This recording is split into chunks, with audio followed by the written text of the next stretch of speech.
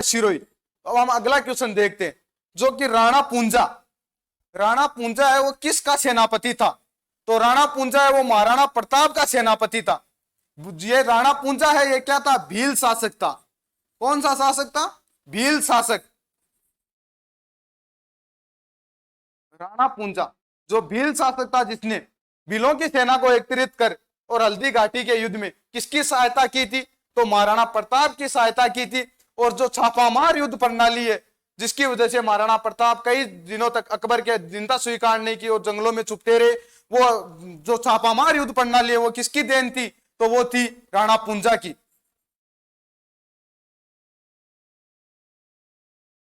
छापामार युद्ध प्रणाली, यह छापामार युद्ध प्रणाली किसकी देन थी? राणा पूंजा की। तो हमें क्वेश्चन ये पूछा गया था कि जो राणा पूंजा है वो किसका सेनापति था? तो राणा पूंजा है वो महाराणा प्रताप का सेनापति था। अब हम अगला क्वेश्चन देखते हैं, और अगला क्वेश्चन है वो है कि श्रीनाथ जी की जो मूर्ति है, श्रीनाथ जी की मूर्ति किसने स्थापित करवाई? तो श्रीनाथ जी की मूर्ति है कहां पर है? नाथ द्वारा।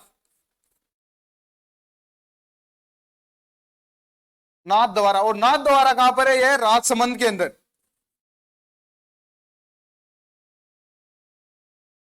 श्रीनाथ जी की जो मूर्ति है उसका निर्माण, जो उसकी स्थापना है वो किसने करवाई थी? तो वो करवाई थी राज सिंह प्रथम ने। राज सिंह प्रथम ने श्रीनाथ जी की मूर्ति है वो स्थापित करवाई थी नाथ द्वारा राजसमंद के अंदर। तो क्वेश्चन ये पूछा था गया था कि श्रीनाथ जी की मूर्ति की स्थापना किसने करवाई? तो वो करवाई थी राज सिंह प्रथम ने। तो हम अगला क्वेश्चन देखते हैं कि कुंभा ने मालवा के सुल्तान महमूद खिलजी की विजय के उपलक्ष्य में किसका निर्माण करवाया? किसकी विजय के उपलक्ष्य में? मालवा। और मालवा का जो सुल्तान था वो कौन था? महमूद खिलजी। और जो महमूद खिलजी की विजय के उपलक्ष्य में किसका निर्माण करवाया? तो उसने जो कुंभा ने करवाया था वो करवाया था विजय स्तंभ। और विजय स्तंभ का जो निर्माण है वो कब करवाया? तो वो करवाया था 1440 से 48 के मध्य। कब? 1440 से 48 के मध्य राणा कुंभा ने विजय स्तंभ का निर्माण करवाया। और विजय स्तंभ का जो निर्माण है सुल्तान महमूद खिलजी और राणा कुंभा के मध्य मालवा का युद्ध हुआ था। कहां पर? मालवा। और मालवा है वो है गुजरात के अंदर, गुजरात। और ये युद्ध हुआ था जिसे सारंगपुर का युद्ध कहा जाता है। कौन सा युद्ध? सारंगपुर। और जो सारंगपुर का युद्ध है ये कब हुआ था? तो ये हुआ था 1437 को। कब हुआ था? 1437 को जो सारंगपुर का युद्ध हुआ था। इसे कुंभा की प्रथम विजय मानी जाती है। कौन सी मानी जाती है? कुंभा की प्रथम विजय।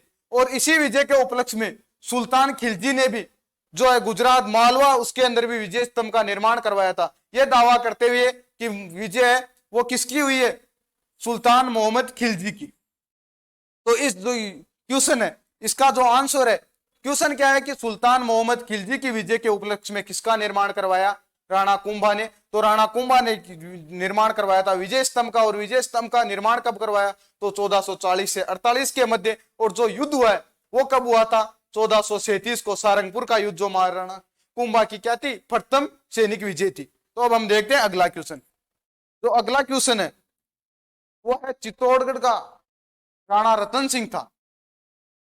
तो चित्तौड़गढ़ का राणा रतन सिंह है, क्वेश्चन है कि राणा रतन सिंह किस वंश का था? तो जो चित्तौड़गढ़ का जो राणा रतन सिंह है वो था गुहिल वंश का।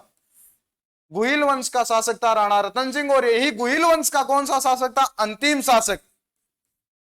अंतिम शासक।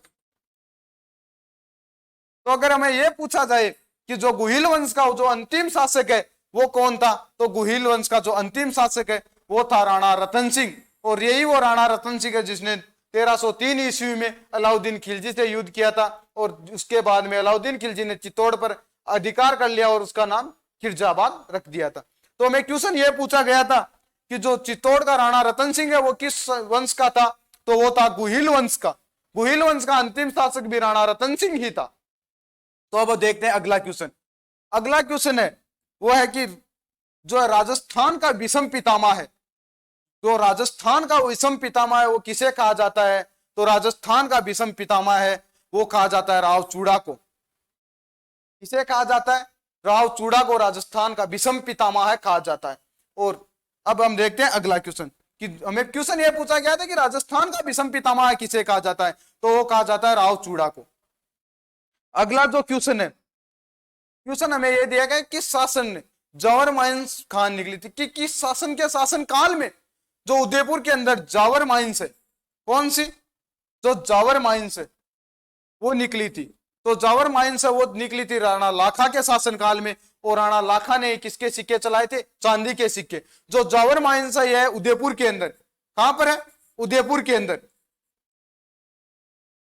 और ये राजस्थान की प्रथम जो है चांदी की खान थी, कौन सी थी, राजस्थान की प्रथम चांदी की खान पूछ लिया जाए तो वो था जावर माइंस। और किस शासन के शासन काल में निकली, तो वो निकली थी राणा लाखा के शासन काल में। और ये एक है कहां पर, उदयपुर के अंदर। और इसी जावर की खान जो निकली थी उसके पश्चात ही राणा लाखा ने किसके सिक्के चलाए थे, चांदी के सिक्के। तो क्वेश्चन हमें यह पूछा गया था कि जो जावर माइंस है वो किस शासन के काल में निकली, तो वो निकली थी राणा लाखा के काल में।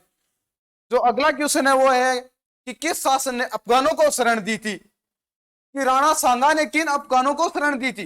जो क्वेश्चन हमें यह पूछा गया कि राणा सांगा ने किन अफगानों को शरण दी थी, तो महमूद लोधी और हसन का दोनों को किसने शरण दी थी, राणा सांगा ने।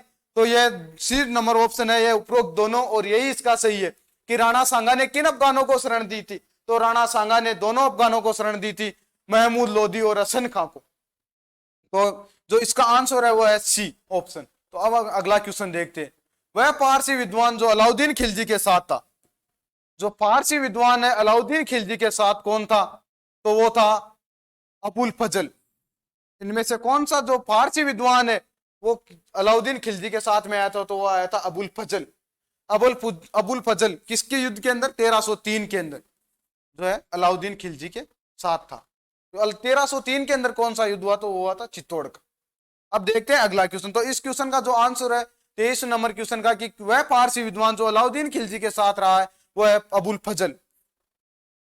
अगला क्वेश्चन है कि प्रताप का जो एकमात्र मुस्लिम शासक है, कि प्रताप का एकमात्र मुस्लिम सरदार कौन था, कि राणा प्रताप के साथ एकमात्र हल्दी घाटी के युद्ध में जो राणा प्रताप के साथ था वो एकमात्र सरदार कौन था, तो वो था हसन का सूरी। वो कौन था, हसन का सूरी, जो एकमात्र शासक सरदार था, मुस्लिम सरदार था। अब देखते हैं अगला क्वेश्चन। इस क्वेश्चन का जो आंसर है वो है हसन का सूरी, जो प्रताप का एकमात्र मुस्लिम सरदार था। तो अगला जो क्वेश्चन है, किस किले के जीतने के क्रम में अकबर को जयमल और पत्ता के प्रबल विद्रोह का सामना करना पड़ा, कि जो जयमल और पत्ता है उसको, किस किले को जीतने के लिए जयमल और पत्ता का प्रबल विद्रोह का सामना करना पड़ा, किसको, अकबर को। तो अकबर ने किस किले पर आक्रमण किया था, चित्तौड़ दुर्ग पर। और चित्तौड़ दुर्ग पर अकबर ने आक्रमण कब किया था, 1568 को किसने आक्रमण किया था, अकबर ने। और ये चित्तौड़ का अंतिम शाखा है वो कब हुआ था, 1568 को। तो इस समय जो शासक था वो कौन था, तो वो था उदय सिंह।